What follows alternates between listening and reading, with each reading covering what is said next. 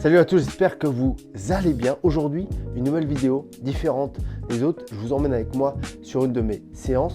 L'objectif, c'est de vous expliquer qu'est-ce que je fais, pourquoi je le fais et que vous ressortiez avec plein de tips et d'astuces pour vos prochaines séances. Donc voilà, on va travailler les adducteurs, le dos, les biceps et je vais vous expliquer tout ce que je fais. Du coup, on se retrouve sur le plateau muscu.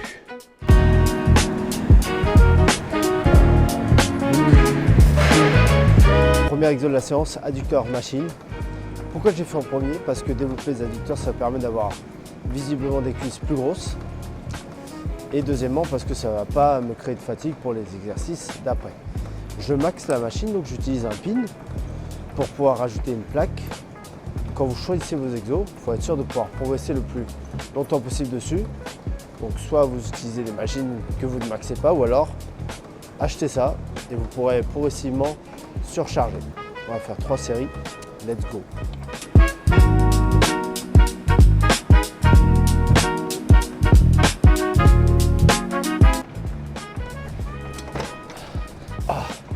Quand je le fais, quand je ferme, je ne cherche pas juste à fermer et à repartir le plus vite possible. Je cherche à maintenir mes cuisses proches l'une de l'autre, vraiment comme si je voulais broyer quelque chose. Et vraiment, je mets cette intention de vouloir contracter mes adducteurs. Il y a beaucoup de gens qui le font sans vraiment se concentrer. Donc vraiment, mettez de l'intention dans les exos que vous voulez faire. Deuxième exo, on passe au grand dorsal, tirage ni vertical ni horizontal. On pourrait dire que c'est un tirage en diagonale. Et là, l'objectif, ça va être donc de ramener mon coude proche de moi. Si vous voulez travailler votre grand dorsal, vous devez garder votre coude proche de vous quand vous tirez. Et je le fais ici contre le poteau parce que, comme je vais le faire en unilatéral, je veux pouvoir être le plus stable possible. Et je le fais toujours à cette poulie parce qu'il y a ce rack sur lequel je peux m'appuyer et ça me permet vraiment d'être stable. Quand vous choisissez un exo, la stabilité, ça doit être un de vos critères. Si un exo n'est pas stable, alors pour la prise de muscle, il ne sera pas optimal.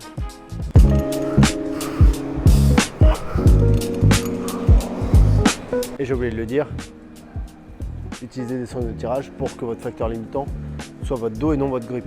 Si vous lâchez à cause de votre grip, pareil, vous n'arriverez pas à faire progresser votre dos.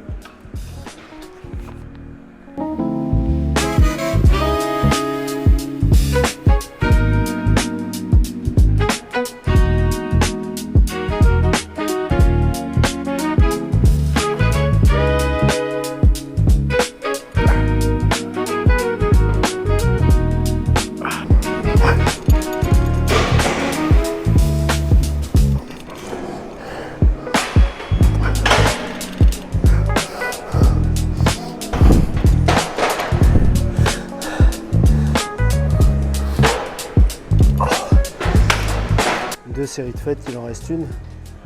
Je varie les fourchettes de reps. J'ai fait une première où la fourchette de reps c'était 5 et 8 reps et les 12 autres c'est 9-12. Varie les fourchettes de reps.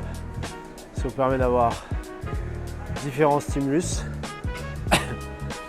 Et je pense que pour prendre du muscle, c'est potentiellement l'une des meilleures choses que vous puissiez faire. Vous pouvez soit le même jour varier les fourchettes de reps, ou alors si vous faites un exo 2 fois, vous pouvez le faire une fois avec des fourchettes courtes et une autre fois avec des fourchettes longues. Ça, c'est une question de préférence. On n'oublie pas la serviette, évidemment. Deuxième exo pour le grand dorsal. Cette fois-ci, on passe à un rowing horizontal à la poulie, toujours accompagné des sangles de tirage. Et on va cette poignée, vous allez me la virer. Arrêtez d'utiliser cette poignée. Le problème avec cette poignée, c'est que plus on va rapprocher le coude des côtes, plus celui-ci va venir s'écarter. Alors qu'encore une fois, quand vous voulez développer votre grand dorsal, vous voulez que votre coude reste proche de vous. Mon conseil, c'est d'utiliser une prise comme celle-ci qui est à peu près de la largeur de vos épaules. Comme ça, vous allez pouvoir ramener le coude bien en arrière et garder vos coudes proches de vous. Là, on fait 2 séries ici. Ouais, je fais que 2 séries parce que j'avais 3 séries sur le premier, ça fait 3. Ici 2, j'ai encore un exo grand dorsal où je fais 3 séries, donc j'aurai 8 séries en tout sur une séance. Pour un muscle, c'est largement suffisant.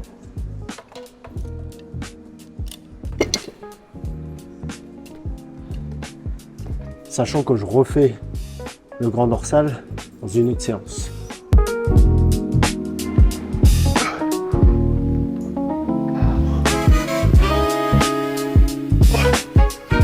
Vous voyez, j'ai gardé mon buste fixe. Il n'y avait pas de balancier d'avant en arrière. Et c'est l'erreur que beaucoup de personnes font. Ils viennent en avant, puis rapidement en arrière pour prendre de l'élan. Un autre problème, c'est qu'il y en a qui vont en arrière, ils vont tellement en arrière qu'en fait, leur coude ne passe pas derrière les côtes. On veut quand même que le coude vienne derrière les côtes, mais on vous penche en arrière. Il y en a, ça ressemble plus à ça qu'à ça. Donc faites attention à votre technique d'exécution.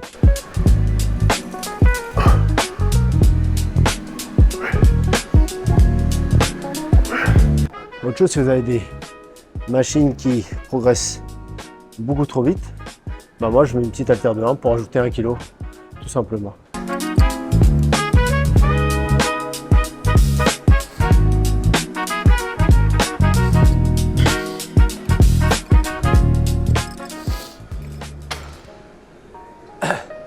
Troisième et dernier exo pour le grand dorsal, du pullover. J'utilise cette sangle parce qu'elle est beaucoup plus longue et ça va éviter d'avoir à venir écarter une corde plus courte et du coup potentiellement vous faire arrêter le mouvement à cause de vos triceps qui vont brûler. Donc j'utilise une corde plus longue et je ne cherche pas à partir de trop non plus. Je pense que c'est une erreur que pas mal de personnes font, de vouloir partir trop haut. Ça étire le grand dorsal, oui, mais peut-être les triceps. Et du coup, en faisant comme ça, je ne sens pas mes triceps chauffer. Et une des erreurs aussi les plus fréquentes, c'est qu'il y a beaucoup de personnes qui ne gardent pas l'angle fixe, l'angle du coude fixe. L'objectif, c'est que vous soyez là ou là, que l'angle du coude soit toujours le même. Il y en a beaucoup trop qui, au lieu de ramener le coude, viennent plier le bras. Et pareil, quand ils viennent finir le mouvement, ils viennent tendre le bras. Là aussi, c'est votre triceps qui va travailler. Vous allez arrêter le mouvement parce que votre triceps brûle, mais vous n'allez pas comprendre. Donc, même angle ici, même angle là, c'est le bras qui bouge. Le bras ne se plie pas.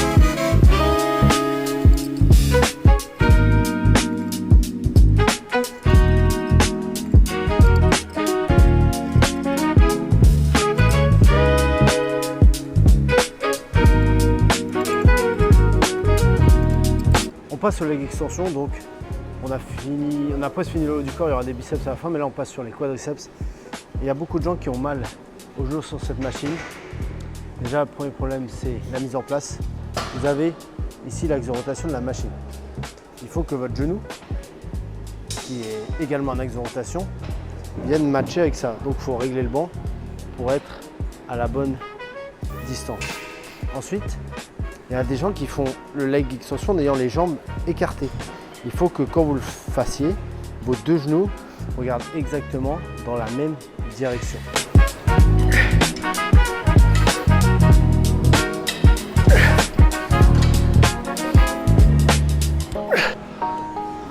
Si vous vous demandez pourquoi j'utilise ça, c'est pour me stabiliser. Encore une fois, si vous voulez progresser, si vous voulez prendre du muscle, il faut faire des exos sur lesquels vous êtes stable. La stabilité, c'est un des facteurs les plus importants pour prendre du muscle. Et en fait, comme je porte quand même une certaine charge quand je suis en haut, si j'avais pas ça, mes hanches décolleraient et j'irais en avant, donc je pourrais produire moins de force. Donc je m'accroche.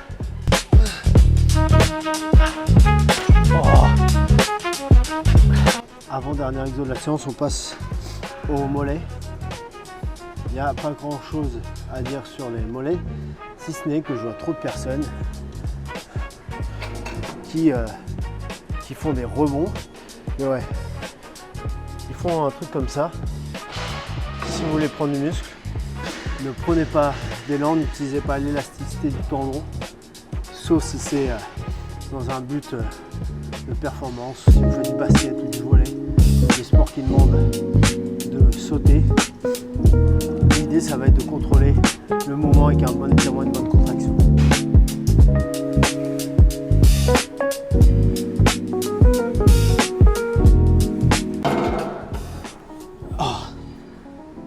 Dans ça là, vous allez bien travailler où vous voulez.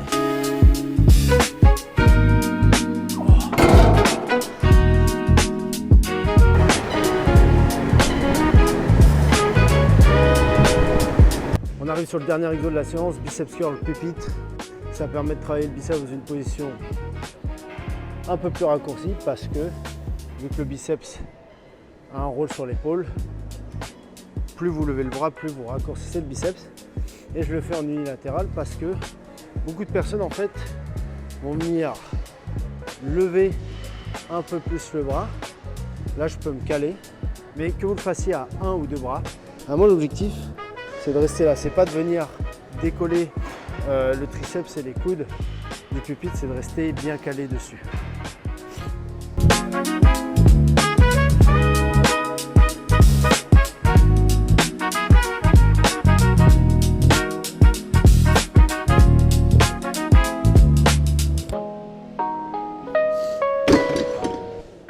Bon, la dernière était longue. Si tu te poses la question de ok, il descend pas très bas, le problème c'est que si je descends trop bas, en fait je viens reposer les poids sur les autres. Tu vois, je suis obligé de m'arrêter là. Parce que si je vais là, les poids que j'ai sélectionnés, ils reposent sur les autres. Et c'est pas ce qu'on veut. On veut s'arrêter juste avant que la pile de poids sélectionnée ne touche la pile de poids non sélectionnée. Et je reviens sur ce que j'ai dit sur le fait de ne pas lever le bras quand vous faites le mouvement. Quand vous ciblez un muscle, vous voulez savoir quelle articulation bouge et quelle articulation ne bouge pas. Ici, on veut que l'articulation du coude bouge, mais que l'articulation de l'épaule, elle, reste bien fixe. Dernière série après, fin de la séance.